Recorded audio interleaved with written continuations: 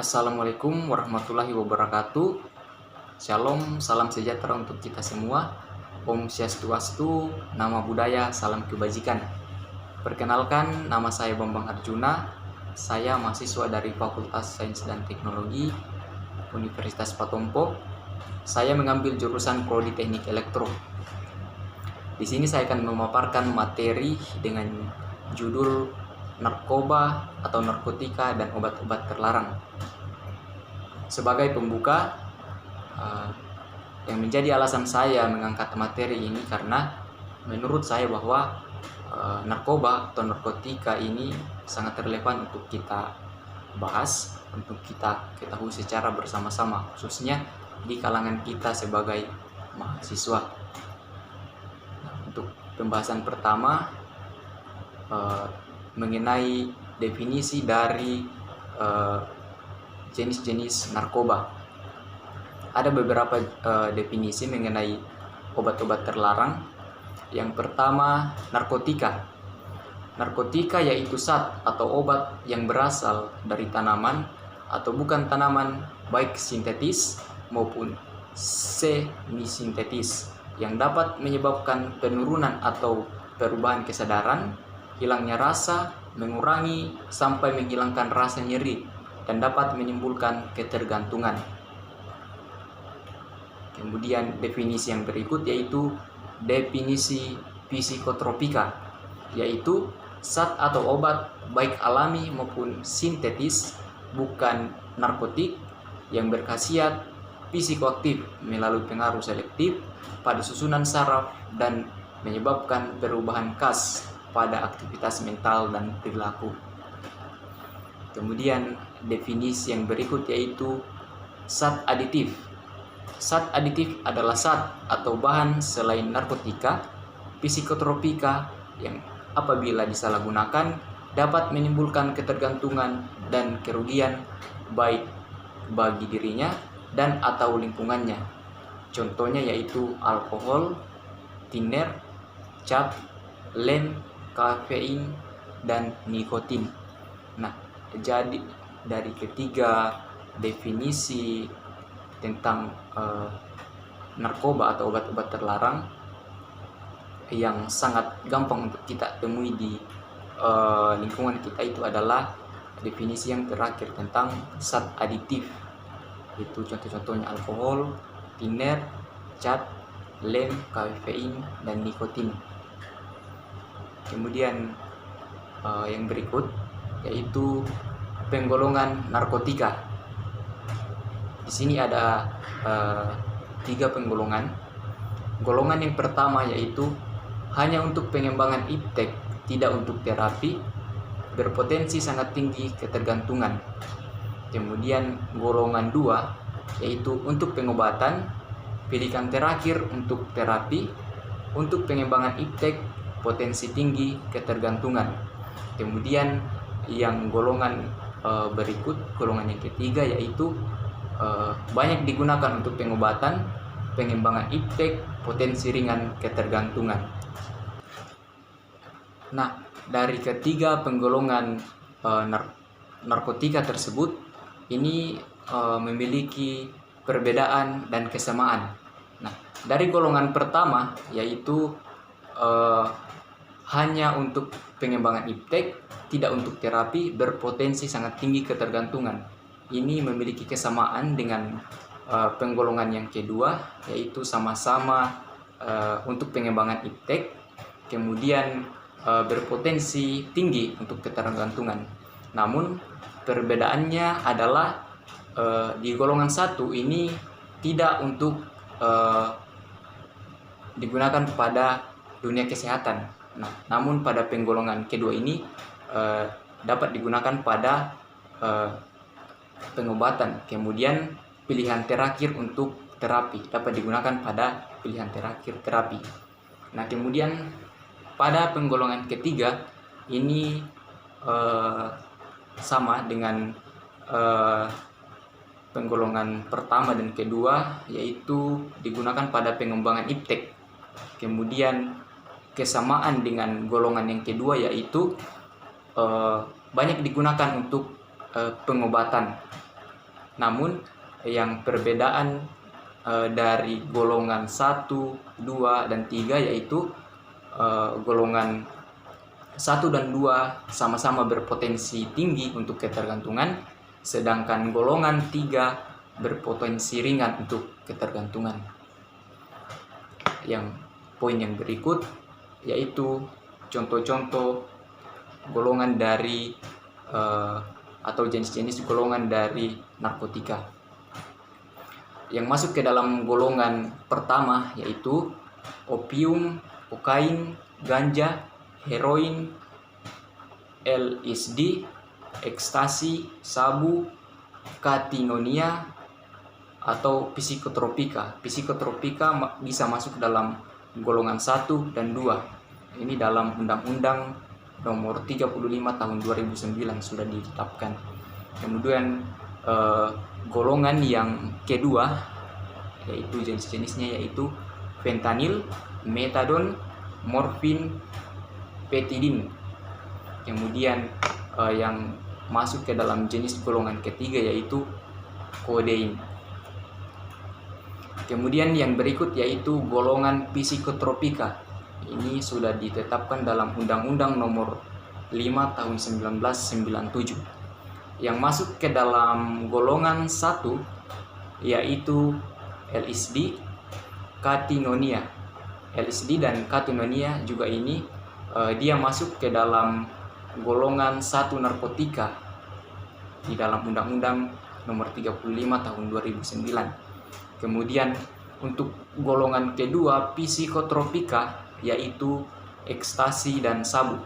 Ekstasi dan sabu juga ini dia masuk ke dalam golongan 1 narkotika. Ini dalam Undang-Undang nomor 35 tahun 2009. Kemudian untuk golongan yang berikut, golongan 3 psikotropika yaitu amobarbital dan pentobarbital. Kemudian di golongan keempat yaitu alprazolam, diazepam, dan fenabarbital. Nah, jadi ini adalah golongan-golongan dalam psikotropika atau jenis-jenis yang masuk ke dalam golongan psikotropika. Kemudian yang berikut yaitu jenis opium. Di sini membahas tentang jenis opium, di mana membahas tentang ciri-ciri dari obat jenis opium. Opium atau heroin dan morfin. Ciri yang pertama yaitu dari papaver somniferum disuling menjadi morfin, kodein, dan heroin. Jadi ini dia melalui proses perubahan mengubah zat papaver somniferum melalui proses penyulingan menjadi morfin, kodein, dan heroin. Yang berikut yaitu ciri yang berikut yaitu penghilang rasa nyeri, kemudian obat anti batuk dan diare. Ciri yang berikut yaitu gejala yang dialami ketika mengonsumsi obat yang mengandung opium, heroin, dan morfin. Gejala yang pertama yaitu perasaan tenang, acuh, malas, mengantuk, mual, cadel, pupil melebar, kemudian gangguan perhatian atau daya ingat. Nah, yang dimaksud dengan gangguan perhatian atau daya ingat ini yaitu ketika seseorang sudah mengonsumsi jenis opium atau heroin ini, dia daya ingatnya bisa berkurang sehingga dia cenderung melupa atau pelupa. Yang berikut yaitu ganja, jenis ganja. Ciri seseorang ketika mengonsumsi ganja yaitu dapat memicu psikosis, di mana keadaan seseorang yang tidak mampu membedakan antara imajinasi dan hal yang nyata. Ini ketika seseorang mengonsumsi ganja, dia cenderung lebih banyak berimajinasi atau pikirannya melayang-layang.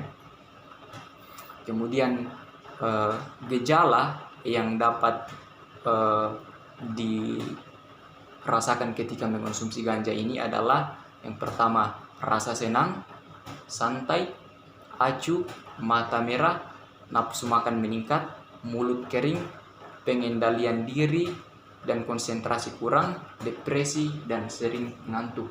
Nah, ini adalah gejala-gejala yang dirasakan ketika menggunakan atau mengkonsumsi ganja. Salah satu yaitu nafsu makan meningkat. Nah, jadi ketika seseorang mengkonsumsi jenis ganja ini, dia cenderung berat badannya bisa bertambah dari berat badan yang sebelumnya. Ini karena dipicu oleh adanya kenaikan nafsu makan ketika mengkonsumsi jenis ganja tersebut. Namun tetap akan berdampak buruk bagi kesehatan jika dikonsumsi secara terus-menerus.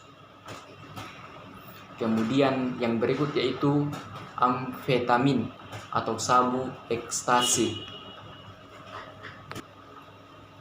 Nah, adapun ciri-ciri dari seseorang yang mengkonsumsi sabu atau ekstasi ini, yang pertama ini adalah jenis lain dari sabu, sering disingkat MDMA atau methylen dioksimetapetamin.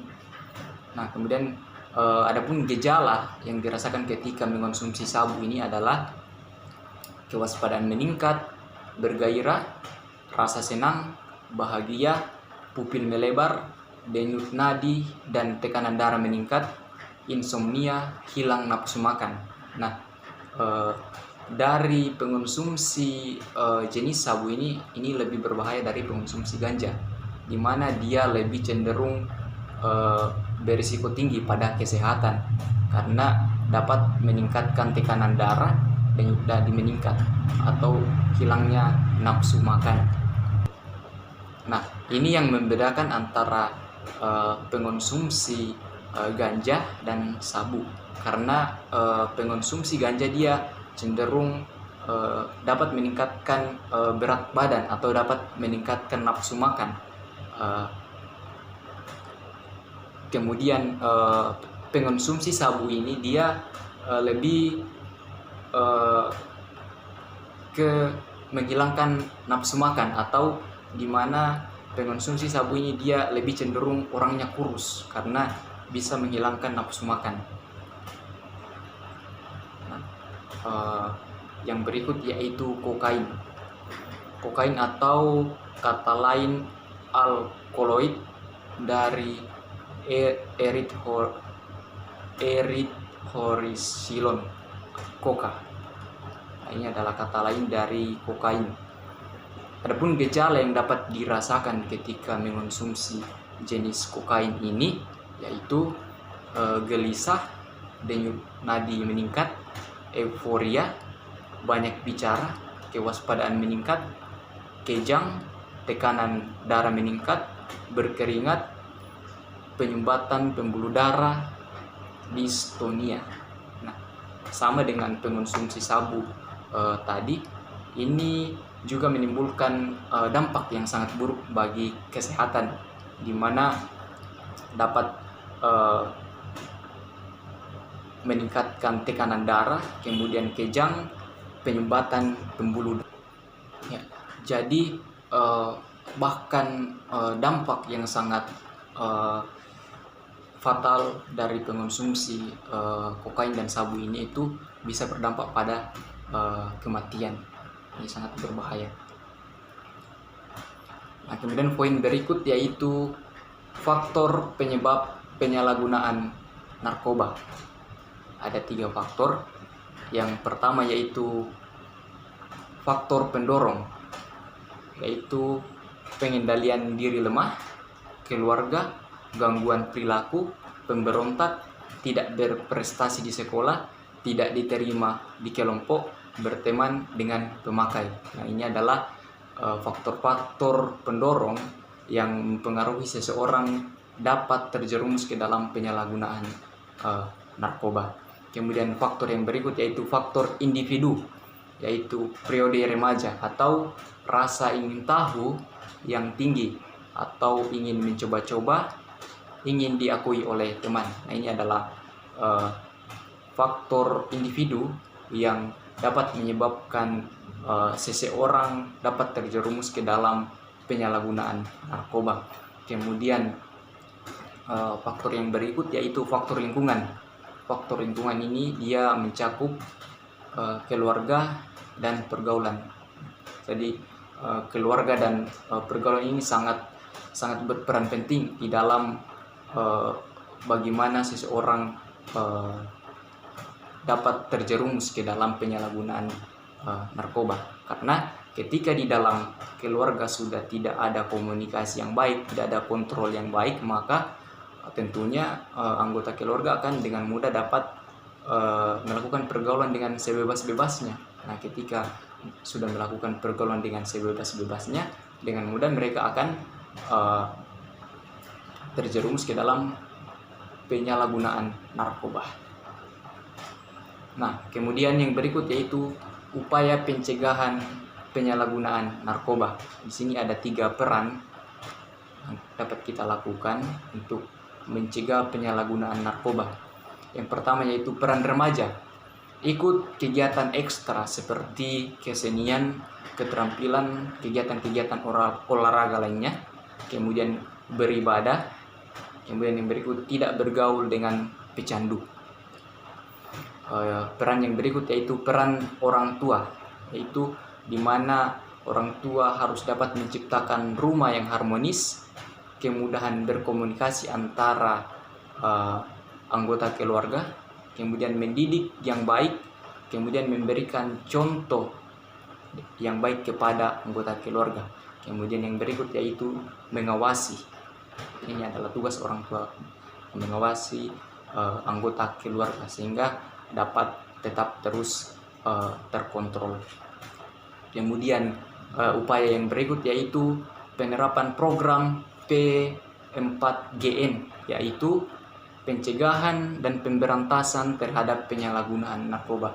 Nah, ini sudah kita terapkan dalam negara kita, negara Indonesia sudah membuat aturan khusus tentang penyalahgunaan narkotika. Kemudian yang berikut yaitu dampak penyalahgunaan narkotika. Dampak yang pertama yaitu kesehatan, yaitu dapat tertular HIV, hepatitis, overdosis, dan kematian. Jadi ini sangat berdampak buruk bagi kesehatan, bisa menyebabkan kematian ketika kita sudah ketergantungan cukup tinggi terhadap obat-obat terlarang tersebut. Kemudian dampak yang berikut yaitu dampak sosial, sering bertengkar, berbuat kriminal. Kemudian dampak yang berikut yaitu dampak ekonomi, yaitu uang habis. Mengapa uang habis di sini? Karena ketika seseorang sudah kecanduan mengonsumsi obat-obat terlarang, maka dia sudah tidak berpikir lagi untuk mengeluarkan uangnya. Seberapapun uang yang dia keluarkan, dia akan keluarkan demi untuk memuaskan nafsunya untuk mengonsumsi obat-obat terlarang tersebut. Kemudian dampak bagi pendidikan itu dikeluarkan dari sekolah atau pekerjaan. Kemudian dampak yang berikut yaitu hukum, itu dipenjara atau direhabilitasi, atau kata lainnya direhab. Nah, ini adalah konsekuensi ketika seseorang menyalahgunakan narkoba. Nah, jadi itu adalah beberapa dampak dari penyalahgunaan obat-obat terlarang atau narkoba. Yang berikut adalah tips. Bagaimana tips bebas dari narkoba? Yaitu tingkatkan iman dan takwa, siapkan diri dan mental untuk menolak apabila ditawari narkoba. Kemudian hati-hati dalam memilih teman bergaul. Kemudian belajar berkata tidak apabila ditawari dengan alasan yang tepat. Kemudian yang berikut yaitu membiasakan diri untuk mengisi waktu peluang melakukan kegiatan-kegiatan yang positif. Nah, oleh karena itu saya mengajak rekan-rekan, khususnya kita para generasi muda, kita para mahasiswa-mahasiswi untuk mari kita mengatakan no pada narkoba dan yes pada prestasi. Demikian materi singkat yang dapat saya paparkan. Jika ada kata-kata yang kurang berkenan di hati rekan-rekan para pendengar, saya meminta maaf yang sebesar-besarnya, kiranya mohon dimaafkan, dan saya akhiri dengan ucapan terima kasih.